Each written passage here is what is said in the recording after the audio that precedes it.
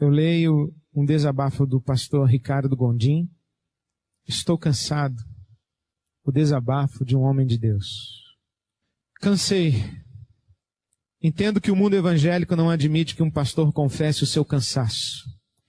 Conheço as várias passagens da Bíblia que prometem restaurar os trôpegos. Compreendo que o profeta Isaías ensina que Deus restaura as forças dos que não têm nenhum vigor. Também estou informado de que Jesus dá alívio para os cansados. Por isso, já me preparo para as censuras dos que se escandalizarem com minha confissão e me considerarem um derrotista. Contudo, não consigo dissimular. Eu me acho exausto. Não me afadiguei com Deus ou com a minha vocação. Continuo entusiasmado pelo que faço. Amo o meu Deus, bem como minha família e amigos. Permaneço esperançoso, minha fadiga nasce de outras fontes. Canso com o discurso repetitivo e absurdo dos que mercadejam a palavra de Deus. Já não aguento mais que se usem versículos tirados do Antigo Testamento e que se aplicavam a Israel para vender ilusões aos que lotam as igrejas em busca de alívio. Essa possibilidade mágica de reverter uma realidade cruel me deixa arrasado, porque sei que é uma propaganda enganosa. Cansei com os programas de rádio em que os pastores não anunciam mais os conteúdos do Evangelho.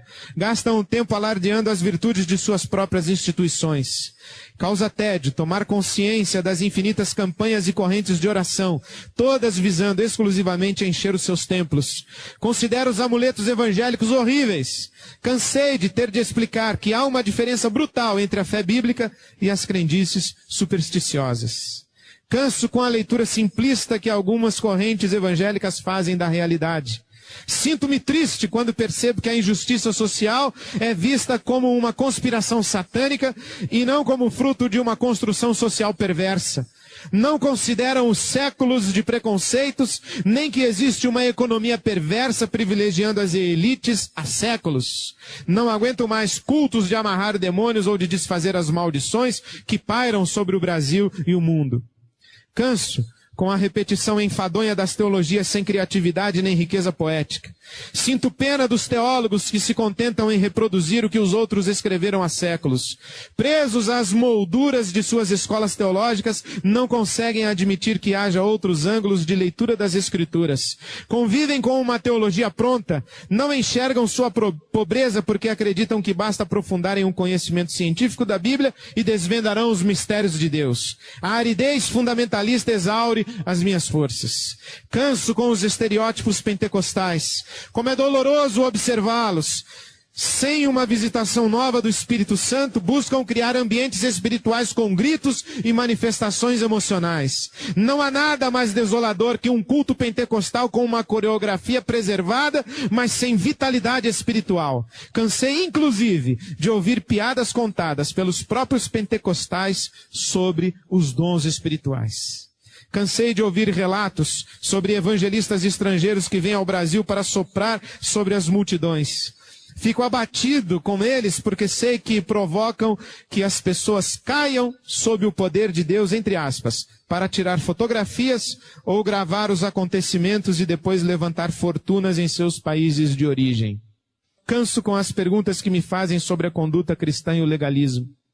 Recebo todos os dias várias mensagens eletrônicas de gente me perguntando se pode beber vinho, usar piercing, fazer tatuagem, se tratar com acupuntura.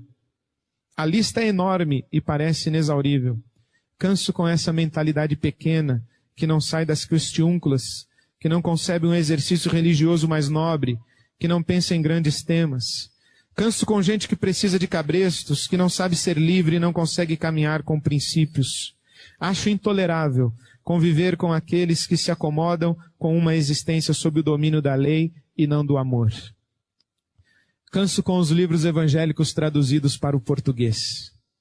Não tanto pelas traduções mal feitas, tampouco pelos exemplos tirados do golfe ou do beisebol, que nada tem a ver com a nossa realidade. Canso com os pacotes prontos e com o pragmatismo. Já não aguento mais livros com 10 leis ou 21 passos para qualquer coisa. Não consigo entender como uma igreja tão vibrante como a brasileira precisa copiar os exemplos lá do norte, onde a abundância é tanta que os profetas denunciam o pecado da complacência entre os crentes. Cansei de opinar se concordo com um novo modelo de crescimento de igreja copiado e que vem sendo adotado no Brasil. Canso com a falta de beleza artística dos evangélicos.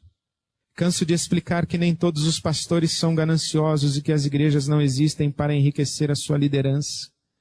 Cansei de ter de dar satisfações todas as vezes que faço qualquer negócio em nome da igreja. Tenho de provar que nossa igreja não tem título protestado em cartório, não é rica e que nós vivemos com um orçamento apertado. Não há nada mais desgastante do que ser obrigado a explanar para parentes ou amigos não evangélicos que aquele último escândalo moral noticiado no jornal não representa a grande maioria dos pastores que vivem dignamente. Canso com as vaidades religiosas. É fatigante observar os líderes que adoram cargos, posições e títulos. Desdenho os conchavos políticos que possibilitam eleições para os altos escalões denominacionais. Cansei com as vaidades acadêmicas e com os mestrados e doutorados que apenas enriquecem os currículos e geram uma soberba tola. Não suporto ouvir que mais um se auto-intitulou apóstolo. Sei que estou cansado, entretanto, não permitirei que o meu cansaço me torne um cínico.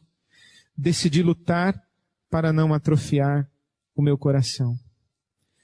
Pode ser que outros estejam tão cansados quanto eu.